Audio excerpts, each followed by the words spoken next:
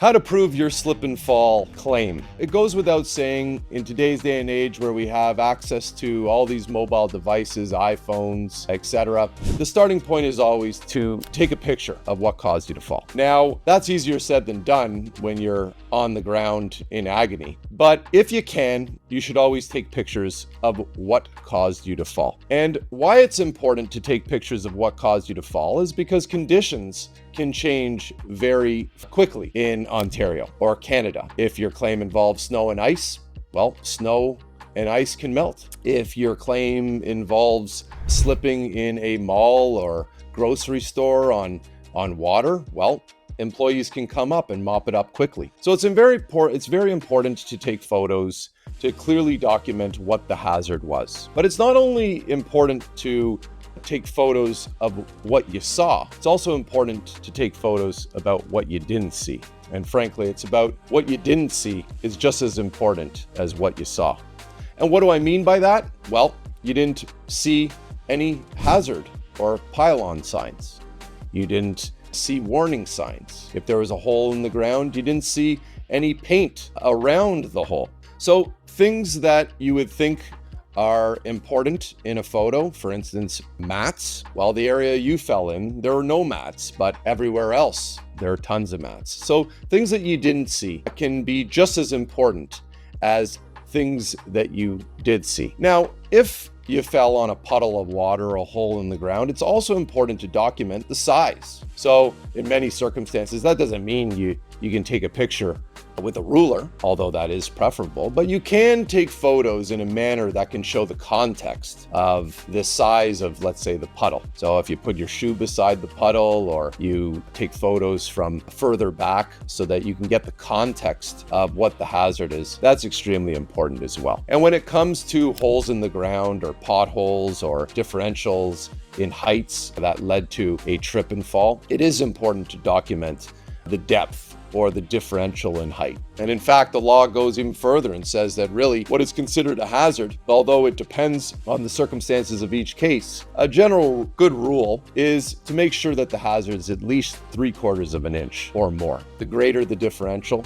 the more of a hazard it is, as far as I'm concerned. So after you've done these basic things like take photos, take measurements, show the context of the area, it's also certainly important to get the names and identity and the contact information of witnesses. A lot of people just get people's names. And again, it's in the heat of the moment. You're hurt, you're on the ground, you speak to somebody, they tell you, oh, my name's Peter. And that's great. But when you need Peter's help, Peter's going to be long gone. So you got to make sure that you get their contact information. What does that mean? Full name, address, telephone number. Why do you need their address? Why do you need their full name? Because often their telephone number may change. You may no longer be able to track them down. You may only speak to these people 2 months, 3 months, 6 months later. So you need to get as much information from them as possible. So email address, telephone number, address. If they'll even show you their ID so you can take a picture of their identification, which a lot of people would just let you take a photo of their driver's license, even that is helpful.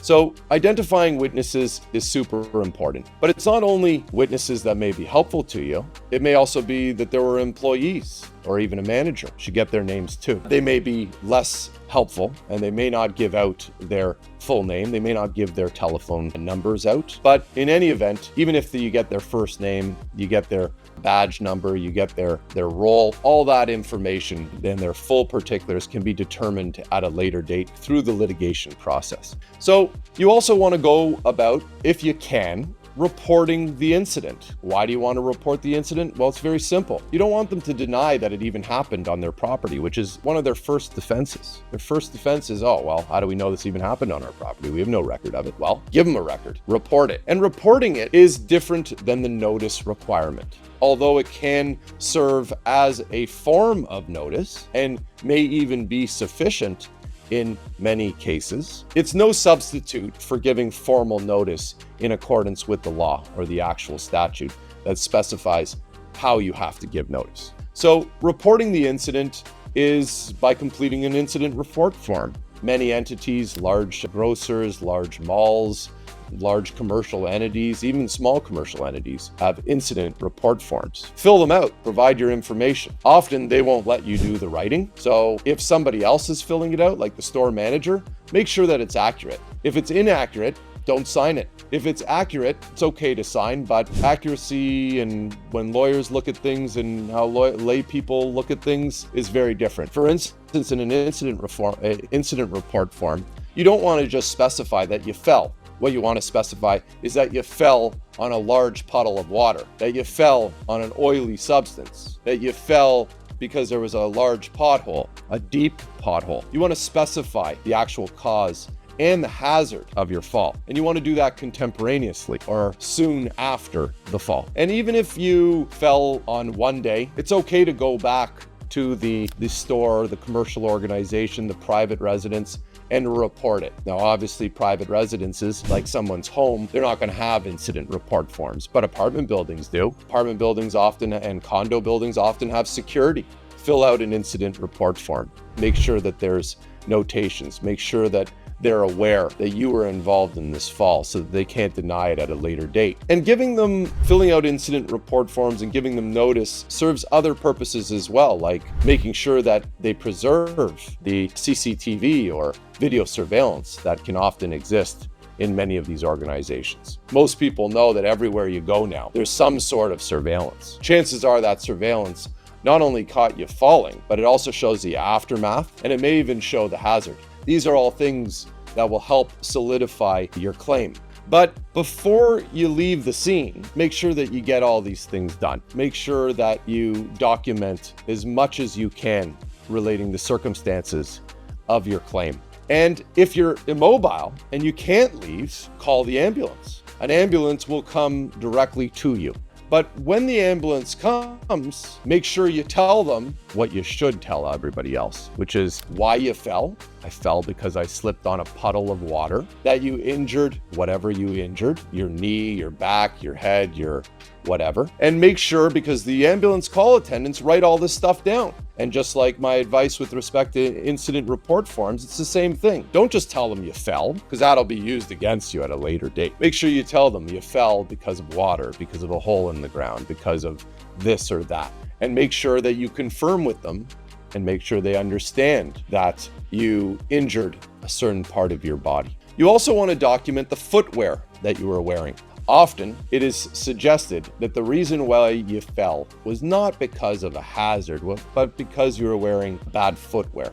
You were wearing flip-flops. The soles of your shoes were worn out. You weren't wearing boots. You were wearing shoes in wintry conditions. Again, insurance companies have a million excuses. So, what can you do? Preserve your shoes. Take photos of your shoes. Take photos of your footwear. Take photos of the tread on your footwear. And take photos of yourself, either at the scene or shortly thereafter, confirming that you are in fact wearing the shoes or footwear that you indicate that you were. So after the ambulance call attendant comes, they take you to a hospital. Make sure when you are in the ER or with the nurse in triage, you tell them the same story that you've told everybody else, that you fell because of water, a puddle of water, and you injured your knee. Again, just simply telling people that you fell is insufficient.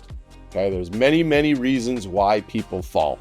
It does not mean that somebody else caused your fall. So we need to make sure that we have this consistent theme and consistent documented evidence throughout your claim that you fell because of water and you injured your knee. And you also want to make sure that you tell the medical practitioners all the problems that you have. Yes, your knee might be your worst injury, but what about your wrist? What about the fact that you now have headaches? What about the fact that your neck is sore? Do not overlook what you perceive are the more minor or less significant issues. I've seen it countless times, too many times, where my client has broken their ankle and they thought that that was the primary focus. Everybody was focused on the broken ankle. Why? Because the bone is almost sticking out of the skin. It's drastically deformed. You're in horrendous pain. And everybody's focused on just the ankle. But what they didn't write down was that you landed on your shoulder and that you really hurt your neck and that you smashed your head on the ground. So all the focus is on your ankle for good reason. It's going to need surgery. But when you omitted your shoulder or your neck, and now 3-6 months down the road, while your ankle, despite being operated, is still in the process of healing, but now your shoulder's killing you and you can't lift up your arm. Chances are you've torn your arm. But it's never been mentioned. It's never mentioned because everybody, including yourself, was focused on your ankle. Well, so what does that mean in terms of your lawsuit or your claim? Well, now guys like me will allege that your shoulder was also injured in this accident. And the first thing that the insurance company and their lawyers do is say, well, you didn't tell anybody about that. The first report of your shoulder is only 6 months after the accident. It has nothing to do with the accident. It wasn't caused by the accident. According to them, it just mysteriously appears. So you got to make sure that you document everything. And I use the term, don't suffer in silence. What does that mean? It means you have to complain. You have to disclose everything that's bothering you. And a lot of people say, I'm not the type of person that I don't like complaining. And that's fine. I respect you if you're that type of a person. But when you're dealing with insurance companies and litigation, they're going to throw all that in your face. They're going to tell you that why you look into us for compensation for your shoulder, the fact that you can't use your dominant right arm anymore. That's not our problem. That wasn't caused by the accident. You've never even complained about it. So when you go to the doctor, whoever it may be, make sure that your doctor is aware of all the problems. Headaches, inability to sleep, even if you're depressed after the fact, that your back's hurting, your knees hurting, your ankles hurting, whatever it is, make sure that it's properly documented. Often, your doctor is also going to give you some advice. A lot of people don't follow their doctor's advice, which is very surprising. Your doctor tells you to go for treatment or go for an x-ray or go to this specialist. You better make sure that you go. It's very important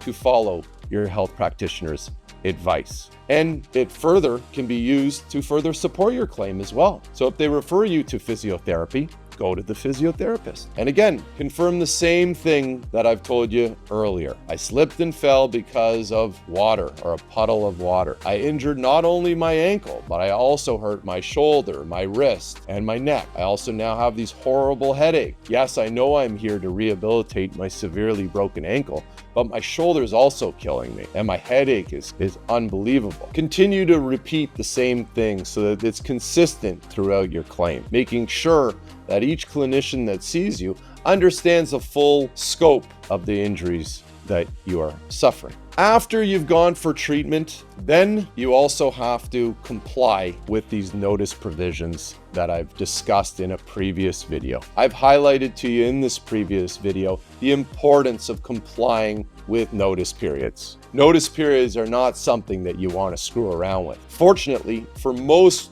claims involving private property, no notice is actually required to be given. However, claims involving snow and ice, you have to give notice within 60 days. And often, once you've given notice, you're going to receive a phone call out of the blue. And you know who that phone call is going to be from? It's going to be from what's called an insurance adjuster or a representative of the large commercial entity that you're at. And they're going to be very friendly with you, and they're going to be awfully concerned about your well-being. And they're going to encourage you to give a statement. They're going to encourage you to meet with them in writing. They're going to encourage you to sign all these release forms to give them all kinds of information about you. And my advice to you is you want nothing to do with these people. They are not here to protect you. They are here to represent the insurance company and or the entities that they represent. They do not care about you. Their duties are to make sure that their clients' best interests are looked after. And their clients' best interests are opposed to what your best interests are. So you never want to give these people a statement. You never want to meet with them, and I frankly never ever permit it. And in fact, I go even further, and it's common sense, but in my entire practice handling thousands of these claims, I've asked insurance adjusters countless times, if you're going to interview my client and or cross-examine my client, am I going to be able to meet with your manager or your stone owner or your contractor? And I'm still waiting for them to say yes. So you have to ask yourself, well, why won't they allow me to, why can't Presler, me, interview their clients? Well, they know why. It's the same reason why I would never allow my clients to give statements. But yet I still hear from many members of the public that, oh, I spoke to this lawyer, or I spoke to this person and I gave a statement. Unless you're required to give a statement by law, do not ever give a statement. There will be a time where you give a statement. It's called examinations for discovery. Examinations for discovery are a part of the litigation process where you will have to give formal evidence and you will be asked a lot of questions by the representative of the insurance company or the entity in which the litigation has ensued. And they're going to ask you all kinds of questions. And for all those people that gave a statement 3 years ago or 2 years ago or whenever they did with this insurance adjuster, don't think for a second that if anything that you say is different 2 years later or 3 years later, you're now a liar. At least that's how the insurance companies will try to paint you. So you don't want to ever give statements because it's an opportunity to undermine your credibility or to suggest that there are inconsistencies in your story. They'll suggest that that statement referred to things like, oh, you didn't mention your shoulder, you didn't mention your neck, you only focused on your ankle. And the answer generally is, oh, well, he didn't ask me about anything else. And they'll say, well, you signed the statement. You could have added stuff in, couldn't you have? But in those circumstances, you didn't know what you were doing. You just figured that this guy was genuine and that he actually wanted to make sure that your well-being is being looked after. Well, wrong. Guess again. Now it's going to come back to hurt you. So you're always better to err on the side of caution. Don't speak to anybody that represents either the insurance company, the commercial entity, the private entity, whatever the adverse party is, the other party, stay away from them. Other than giving notice. It is never in your best interest to do so. When they call you, be polite, advise them that you're not comfortable making a statement with them, that you're in the process of hiring a lawyer, and that lawyer will provide all the information that they need to answer the questions that they have, if that lawyer deems it appropriate. So it's very simple.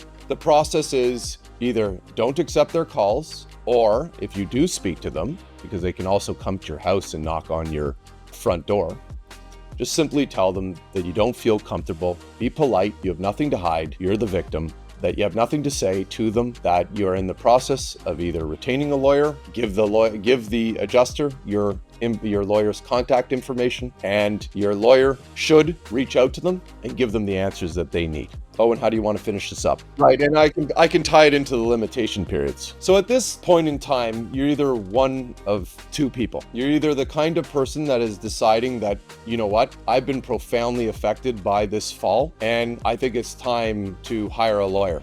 Or you're the other type of person that thinks that, oh, I'm not the type that litigates and I'm not going to do anything about it. I'm not interested in dealing with lawyers. And before we jump to my next video, which talks about the importance of complying with limitation periods, I want to remind all those people out there, because I hear it all the time. Most people that call me say to me, Jeff, I'm not the type of guy or person to litigate. I'm not one of those people. And I want to just speak to those people directly, which is you only get one kick at the can in Ontario or in Canada. And there are very strict notice and limitation periods that have to be complied with. And if you miss those notice or limitation periods and you don't get better, we all hope you're going to get better, and we all hope that you're not going to have long lasting problems. But if you're one of those people that think that this isn't a big deal and that your problems are going to go away, well, I've got a news flash for you. You have to comply with limitation periods, because if you miss that limitation period, you may have no recourse at all. Even if, let's say, 3